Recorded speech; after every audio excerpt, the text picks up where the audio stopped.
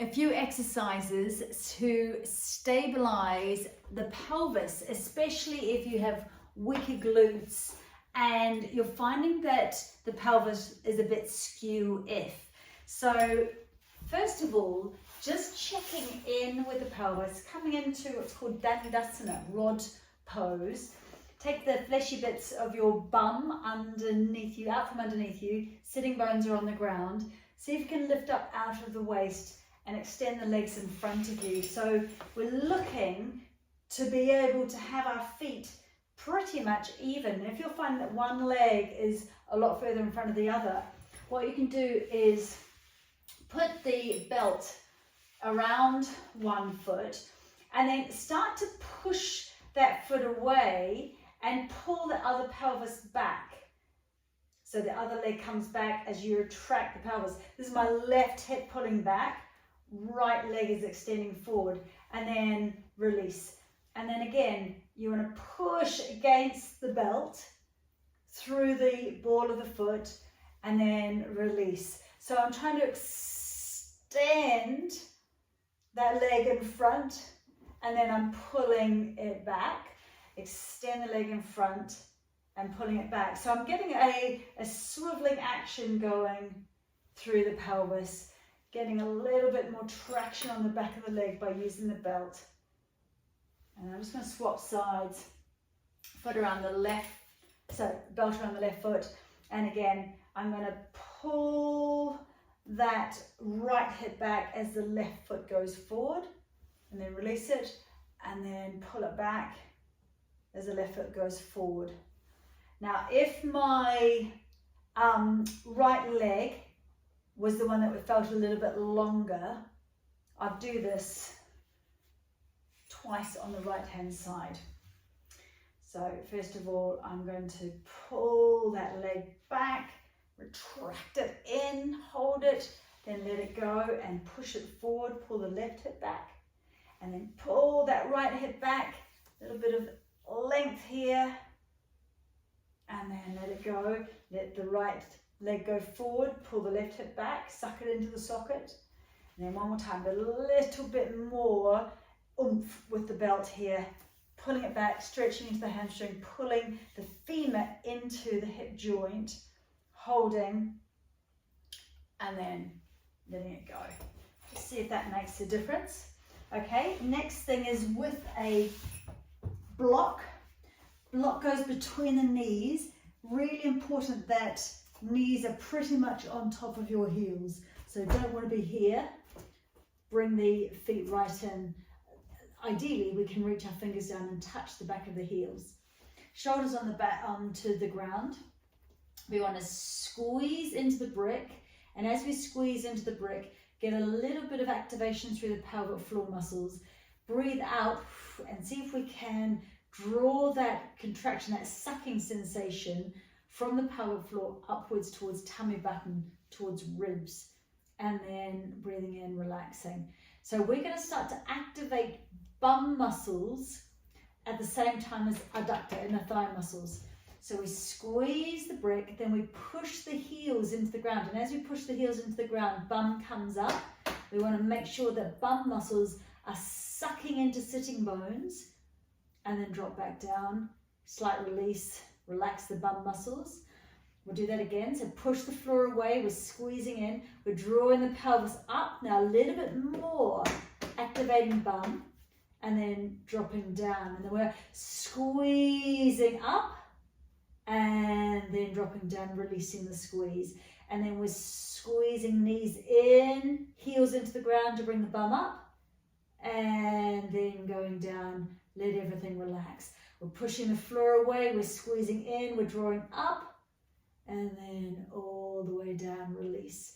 And we want to build up, so initially we might just do 4, 5 or so of these, and then we start to build up, holding the top for that little bit extra bit of time, squeezing in, activating, and then rolling down. The important thing is to really get the connection of the pressure through the heels. That activates the hamstrings and the glutes way more than if we went through the front of our feet. So we want to make sure that the heels plug into the ground, shin bones dropping down through the heels into the ground, squeeze thighs coming up and release. So increasing the number of those you do need to release the hip joints and release into the glutes after you've done that one. One ankle on top of the other knee, drawing the knee in, a little bit of a shimmer from side to side, release the glutes. So we've got those, and then the other side, ankle being drawn up, little release. It's a really good idea when you are doing release work around the pelvic area, bum area, that you also consciously relax your jaw. We have this connection with our jaw and our tongue all the way down through the front line of the body and into the pelvic floor area. So we can help to relax any tension we have been accumulating by consciously relaxing the face. Okay, so next one is to switch on our deep core muscles. We drop down with our knees quite wide onto the mat. We start here, and then as we breathe out, doing a puffy breath as if we are blowing out a candle. We draw ourselves forward and we stop just when the shoulders are above the hands, and we're sucking upwards on an exhalation as if we're zipping up tight high-waisted jeans. Breathe in, drop back. I'm just going to tap the toes here as well. Breathing out, draw forward. Breathe in, drop back. Breathing out, this is all drawing up. We want to create stability through the whole of our corsetory muscles. Dropping down, breathing out, breathing in. So if you were to come into a plank, you do the breath out, you would suck upwards, then you take the knees off the ground so that you're protecting pelvic floor. You've got really good activation from the bottom upwards through core muscles. Good, and the last one I want to show you, using your brick, it's to get stability through all of the stabilizing muscles around the pelvic floor, into those deep core muscles, and especially into these abductor muscles here. So we stand on the brick with 1 foot at a time, and the standing leg is doing all the work. Now, if you're slightly hypermobile, you need to make sure that you don't lock right into the back of the leg. There's a tiny micro bend in the back of your leg. The heel is on the brick. It doesn't matter if your toes are off the brick. And you start off in your Tadasana, so your mountain pose. Base of the ribcage drawing in. You're not tucking your pelvis forward. You've got the little dint of the front of your pelvis here. Feet even, so you're just floating that foot. You want to imagine you've got a line, like a seesaw, straight across your pelvis here. Shoulders down, chin is in, crown of the head is lifting up.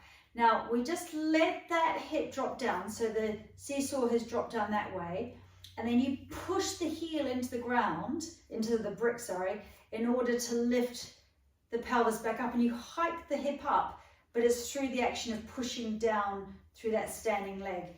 Then you drop again, and then you press the heel into the brick, this is hard, and then down. If you're close to a wall, just a fingernail on the wall can help stabilize, can help you stop falling over. Now this is really working all of the stabilizing muscles into the glutes as well. Woo, really, really good one to help stabilize. Once you've done a few on this side, you always want to go to near fatigue and then just try and do 1 or 2 more. Come off, do your Elvis twist to release that standing leg. Nice release here through the hip joint and then onto the other side. So you're starting with the pelvis nice and even, then you drop down and then you push that heel into the ground, and we've got that seesaw action going through the pelvis here, like that. So again, you go until fatigue, and then see if you can do maybe 1, maybe 2 more. do the Elvis twist to release the hip joint, release those rotator muscles. And then I'd always do something like a tabletop, like so. Draw the rib cage in and just get a nice stretch right out through the sides here, maybe bending one knee and then the other, just opening up the pelvis. Good, so those exercises are going to help you to even out the pelvis and strengthen the muscles around the whole pelvic area.